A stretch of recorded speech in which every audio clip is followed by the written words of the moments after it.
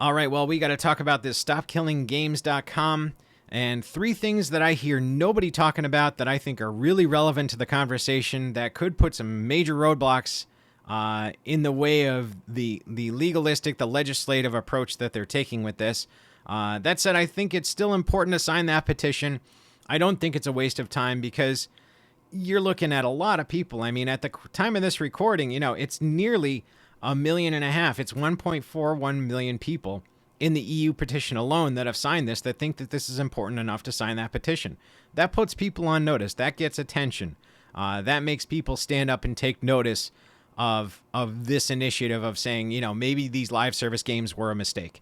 So regardless of the roadblocks, regardless of these three reasons that I see potential pitfalls in, I still think it's important to sign it, so go ahead and sign it. I'll put in a link in the description.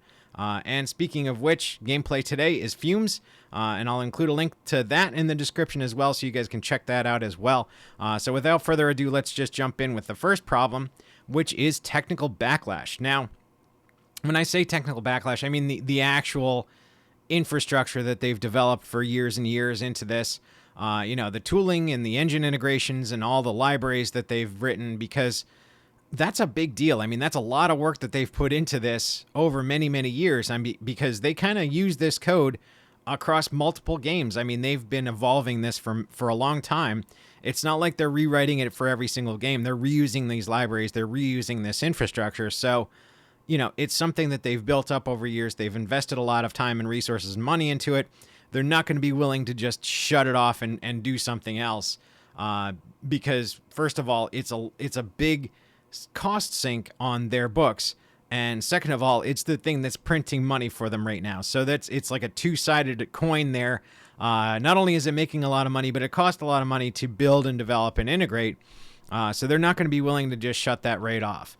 One prime example of how I think this all works is look at the Bethesda engine. Look at that engine that has been evolving from the days of Oblivion and Daggerfall, even all the way up to Starfield, and how it's changed and evolved and been modified and been retooled to work with other games, like even Fallout uses the same engine.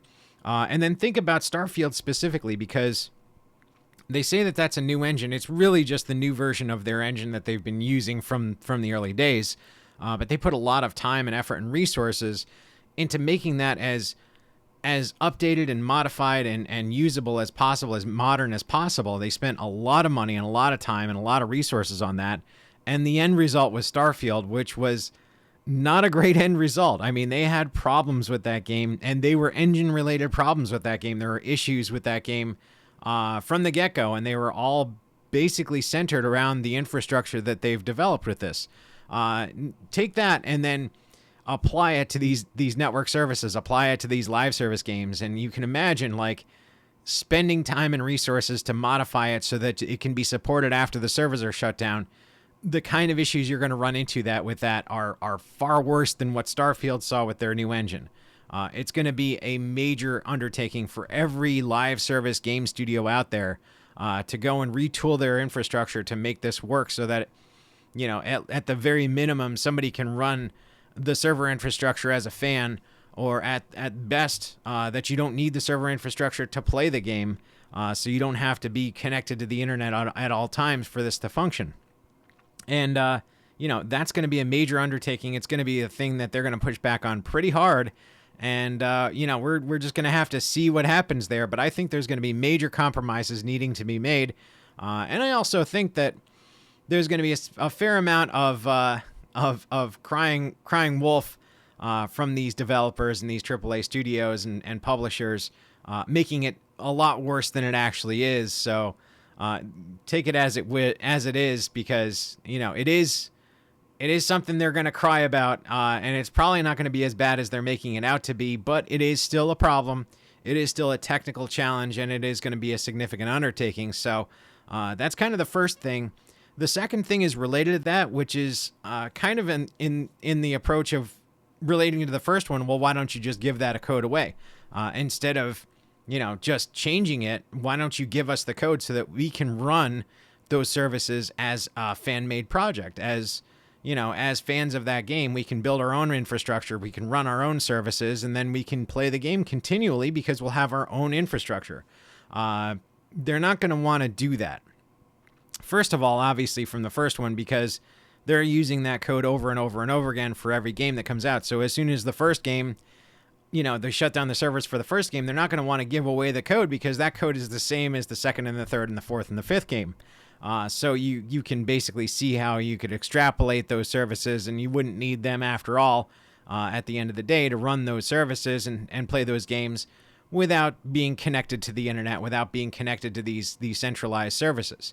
The other issue in that is that there's a lot of patent and copyright issues where they're going to have to deal with licensing, because I'm sure there's a lot of third-party libraries in there as well. So there's issues there where they can't just give away their server infrastructure because that code is being licensed from someone else, or some of that code is being licensed from other parties.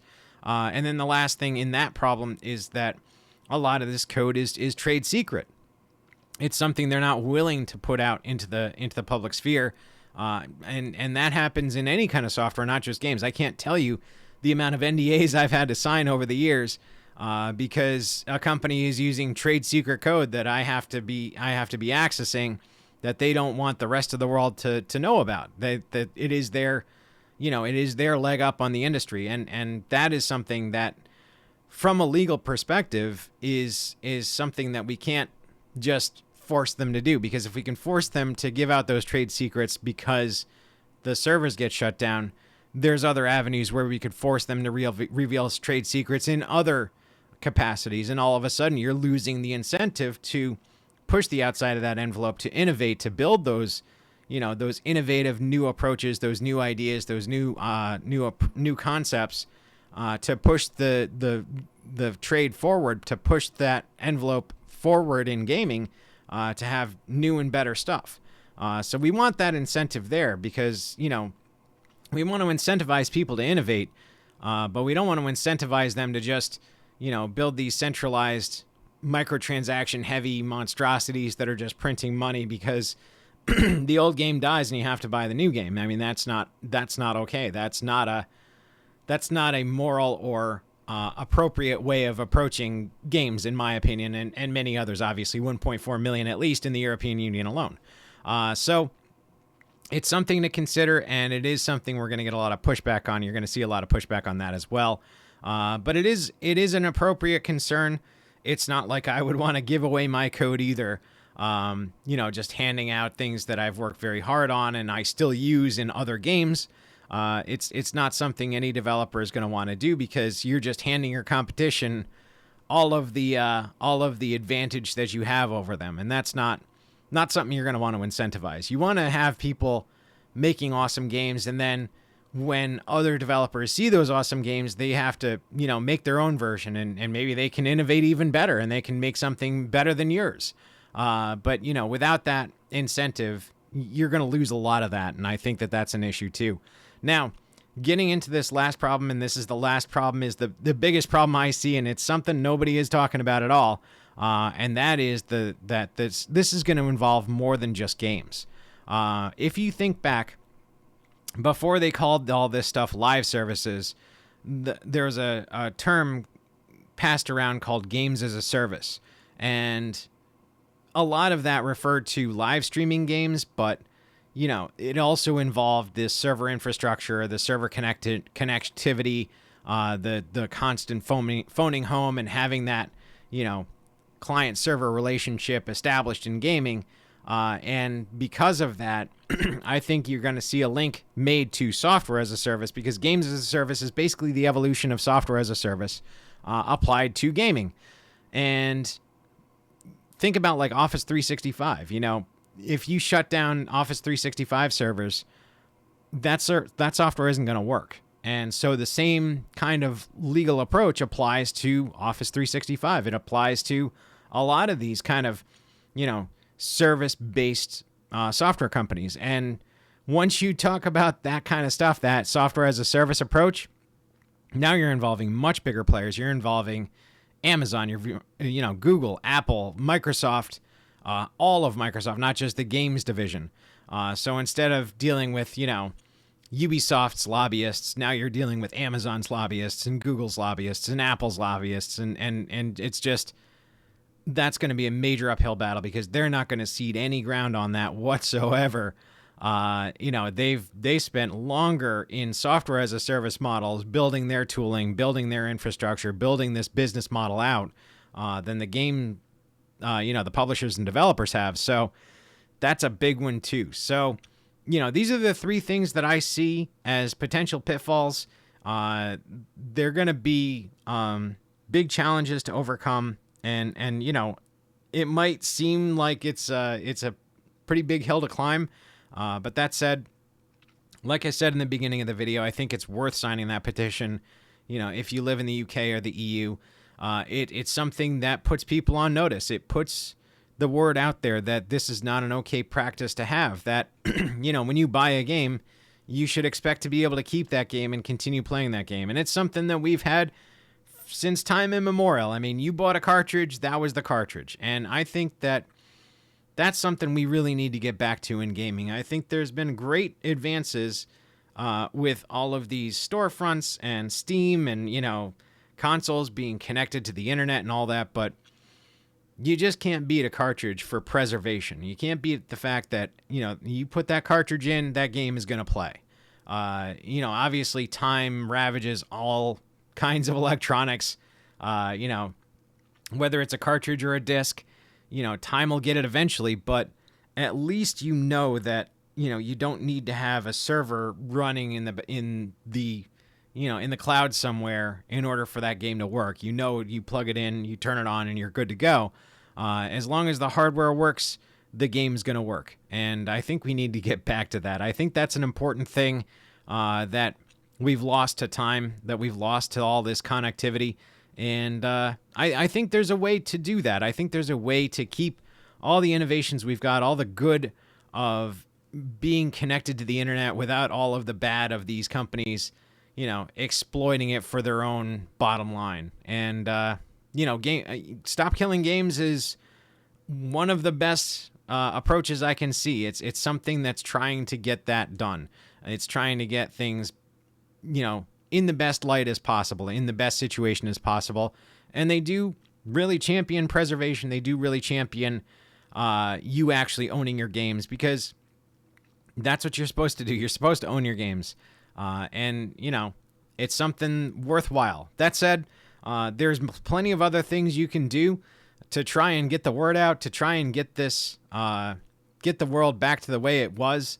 And, the first thing is vote with your wallet. That's the most important thing. I've said that before. I'll say it again. It is the most important thing out there. Only buy games that are actually going to care about you owning that game, that are actually going to, care about trying to preserve it for the future, trying to continue on for the people. There's always going to be a small handful of people that are going to love to play that game, now, a year from now, and 10 years from now. And for those people, you need to be able to have that game work, ideally. And, a lot of these big companies don't care about that, but, there's lots that do. Any indie developer worth their salt, and even a lot of the AA developers, they're going to, bend over backwards to keep you playing their games. And if that means, preserving it in a way that you actually own the game and you can keep playing it no matter how far in the future it is, as long as the customer actions reflect that, they're going to do that. And that's something that is very important. So vote with your wallet, guys. The other thing you can do is tell your friends to vote with their wallet, because there's an awful lot of complacency in the gaming world today. There's a lot of people out there that they don't care about whether it's a live service or whatever. It doesn't matter. It's the latest year of FIFA. They're going to buy it. They're going to play it. They're not going to care. They're not going to think twice about it. And they really need to start thinking twice about it. They need to start thinking about, the ramifications of these things. And I mean, obviously, if you're watching this video, you're not that kind of person. But I'll bet you've got a few friends that might be. And, let them know. Tell them about these things. Tell them, you keep buying these FIFA games every year, but does the last year's version even work anymore? No. So they got you by the short ones. Tell them that and show them StopKillingGames.com. Show them these petitions. Show them why this is important, and tell them. And hopefully with all of that, we can change not just the gaming developers, but also the gamers themselves to be able to steer this industry in a way to get the games we actually want to play. Because at the end of the day, that's what's going to work. If you don't buy these games, they're going to stop making them. And if you buy other kinds of games, they're going to notice and they're going to start making those kind of games. And that's how the industry works. That's how it's always worked. That's how it always will work. And just because in the last decade or so, they've introduced all of this little, psychology, gamification weirdness, to try and trick you into doing this and to try and gaslight you into accepting the fact that you don't own your games, the fact that these games are going to, disappear off of your machines, and all of this stuff. It doesn't mean that they're not paying attention to you. It means they're trying to manipulate you so that you don't pay attention, you don't notice, and you don't start, buying other games, buying the competition's games. But that's what you got to do. You got to just see it for what it is and buy something else. And like I said, there's a million indie devs out there, and probably 999,000 of them are asset swaps and cash grabs and everything. But there's still that 1,000 out there that really care about making fun games that you can enjoy. And that's the most important thing, finding those indies, finding those AA's that do care, that are making those kind of games that you do want to play, and supporting them. So that's what I got for you guys. Kind of a long one today, but definitely something I feel strongly about. So let me know what you guys think about all this. Did I kind of outline the 3 big problems that nobody's talking about? Do you have some potential pitfalls that I didn't think about? Let me know in the comments, and I will talk to you guys later.